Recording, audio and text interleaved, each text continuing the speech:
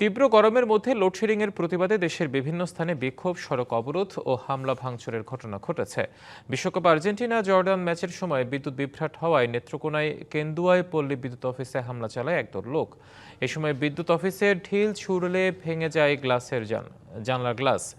এ ঘটনায় বিদ্যুৎ বিভাগ থানায় সাধারণ ডায়েরি করে। এদিকে নিরবচ্ছিন্ন বিদ্যুৎ সরবরাহের দাবিতে ঢাকা-টাঙ্গাইল মহাসড়ক অবরোধ করে বিক্ষোভ করেছেন এলাকাবাসী। রবিবার বেলা 11:30 থেকে দুপুর 12:30 পর্যন্ত চলা এই কর্মসূচিতে মহাসড়কে যান চলাচল সম্পূর্ণ বন্ধ হয়ে যায়। বিক্ষোভকারীদের অভিযোগ, ঘন ঘন লোডশেডিংয়ের কারণে জনজীবন বিপর্যস্ত হয়ে পড়েছে। বারবার সংশ্লিষ্ট কর্তৃপক্ষকে জানিয়েও কোনো সমাধান হয়নি। অন্যদিকে রাজশাহীর বাগমারাতে লোডশেডিং বিষয়ে জনসচেতনতা বৃদ্ধির প্রচারের সময় গাড়ি আটকে বিক্ষোভ করেন এলাকাবাসী। রবিবার বিকেলে উপজেলার শুভডাঙ্গা ইউনিয়নের বাজারে এই ঘটনা ঘটে।